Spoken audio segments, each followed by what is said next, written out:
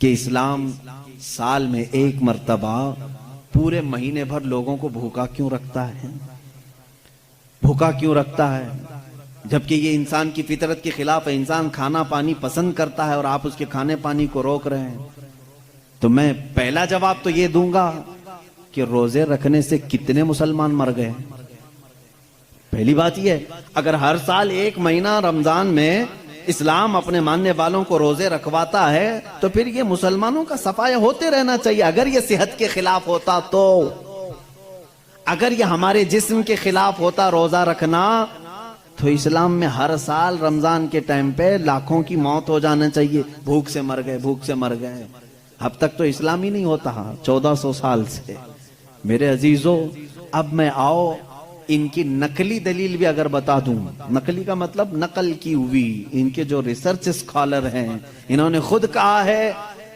آج میں 2-4 روز سے ڈائٹنگ پلان دیکھ رہا تھا کہ ڈائٹنگ پلان میں کیا ہوتا ہے جسم کو صحیح رکھنے کے لیے، فاسد مادات کو دور کرنے کے لیے۔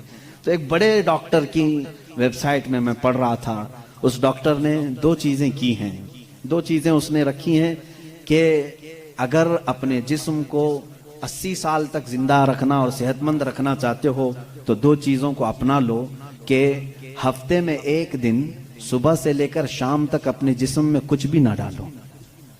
یہ ڈائٹنگ پلان میں ہے، موجود ہے۔ کچھ نہ ڈالو، صرف پانی پر رہو۔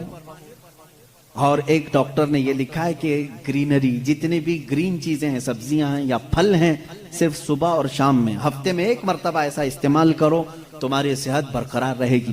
ٹائمز آف انڈیا، ہندوستان کا بڑا چلنے والا اخبار ہے، اس کے پیج میں بھی موجود ایک ریسرچ شائع کی گئی تھی جس میں ایک ڈاکٹر کا یہ دعویٰ تھا، ہمارا ڈاکٹر نہیں۔ پھر اگر کوئی مسلمان ڈاکٹر اعلان کرتا تو پھر ایک طرفہ والی بات ہوتی۔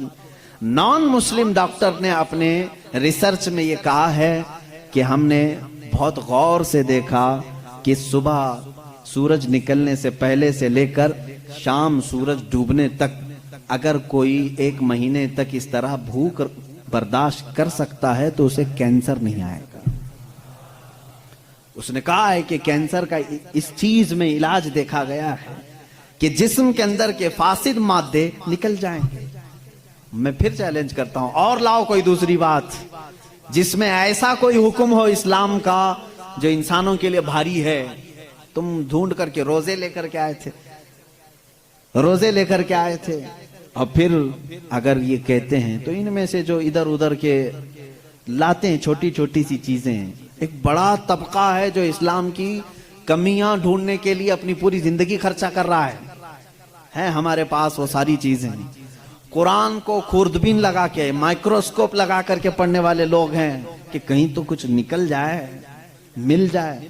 ارے میاں، یہ کام تو عرب والے بھی کر چکے اس وقت، ان کو نہیں ملا، تم جاہلوں کو کیا ملے؟ وہ عرب تھے، عربی دان تھے، وہ نہیں لا سکے اس زمانے میں۔ خیر،